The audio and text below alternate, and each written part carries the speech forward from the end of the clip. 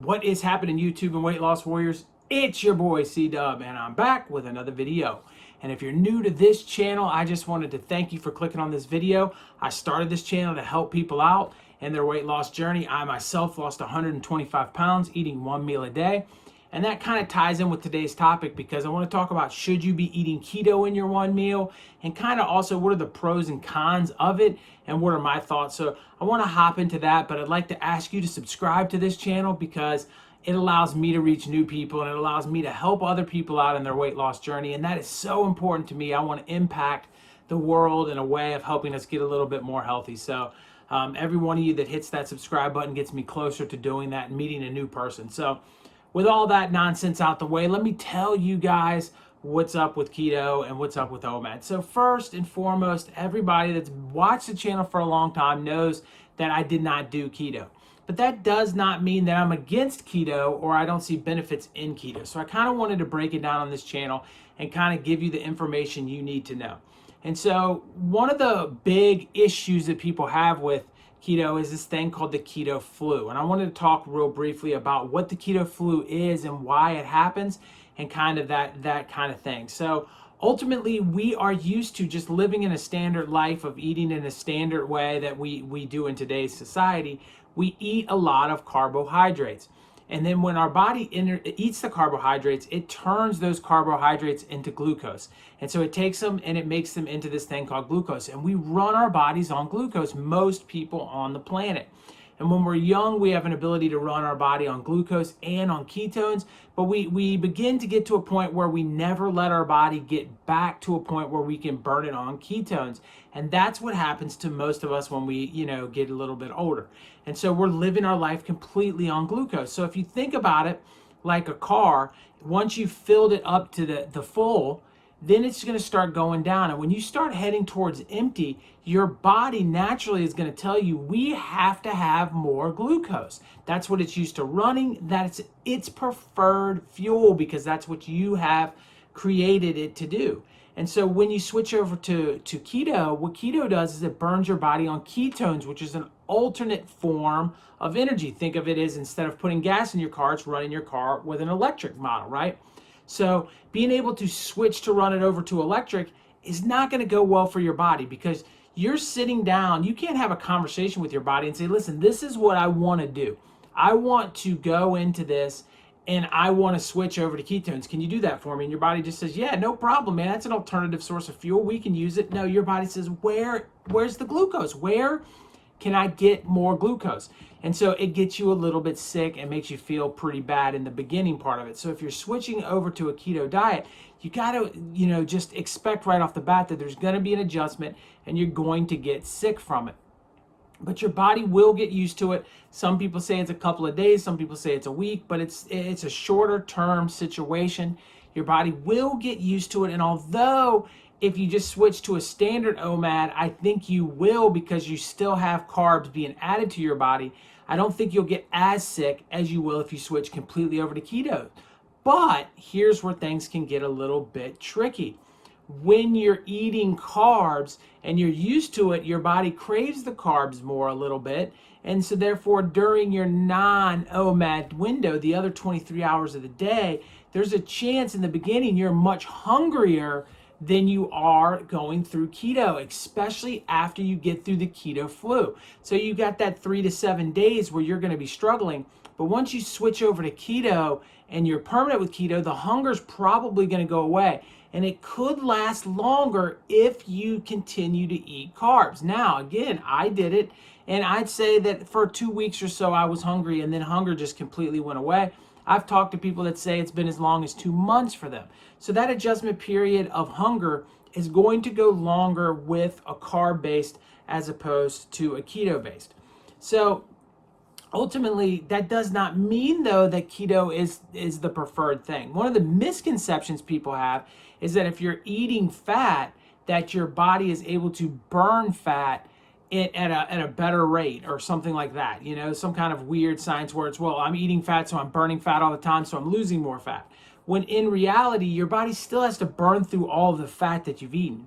So if you sit down and you have a high fat meal, your body has to burn that fat. And if you've eaten more fat than it burns, it's still going to store that fat.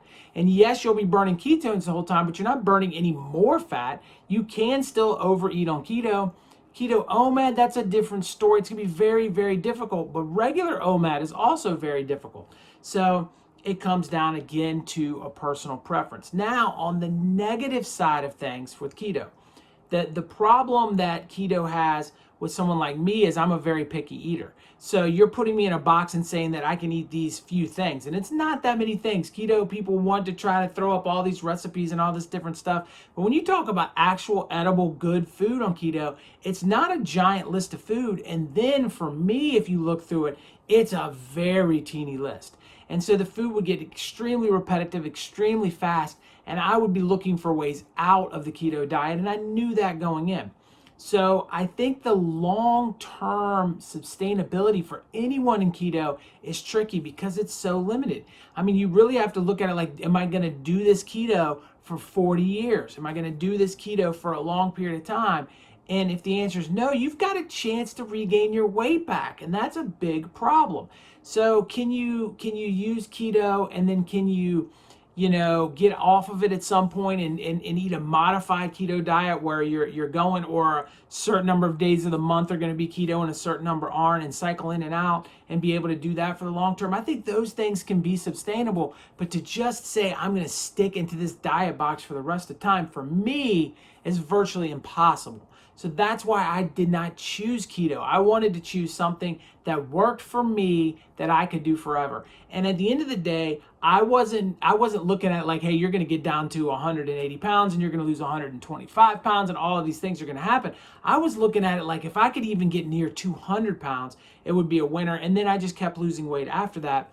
And so, and now I feel great and all of those kind of things. But I think it's just one of those things that keto can be powerful, but the question is, can you do it for a long time? And then the other question is, when you come off of it, do you have metabolic flexibility still? Can you switch between keto, or can you switch between glucose and ketones very easy? And if that works out for you and you're able to switch back and forth, I think it can be powerful and it can help you. It certainly can help you lose a lot of weight. It's just the sustainability that I question. Now, when is it a must? When are we sitting down across from somebody and saying, hey, listen, you need to do keto? And there is a time that I think that is something that we need to talk about. And that is when you are at a point in which you're catching that type 2 diabetes diagnosis, or the pre-diabetic diagnosis, when you're at the far end of things. The first thing you've got to do is get your blood sugar fixed. And the best way to get your blood sugar fixed is to stay away from carbohydrates.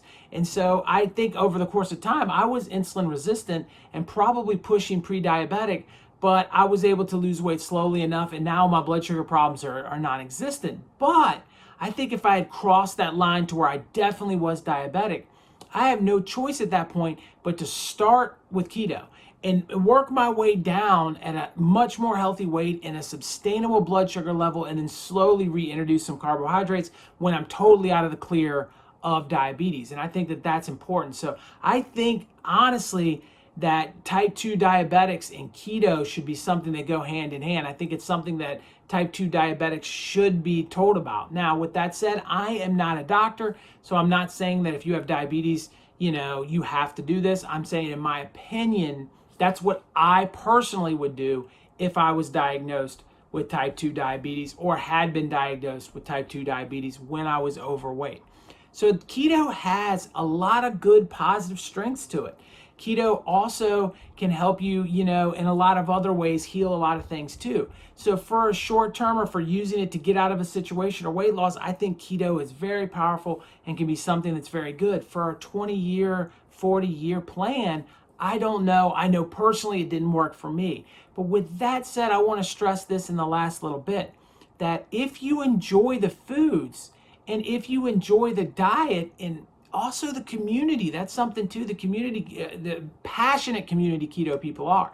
And so if you find a family of these passionate people and you enjoy the lifestyle that it's giving you and you enjoy all the things and you're like, this is easy peasy, then keep doing keto and get going on it. I would just suggest that if at any point you get to a point in which you feel like this is not sustainable, that you're very careful in your transition off of keto, because there can be a weight gain there and reintroducing carbs and fixing all that out. But if you do your due diligence and you work hard at it, I think you're going to cover that in too. So I think you're going to be fine. So am I pro keto? Sure, I'm pro keto. Go do keto. On the other side of that, am I against keto? Well, for me personally, I'm against keto. It's not going to work for me. You have to answer the question, is it going to work for you?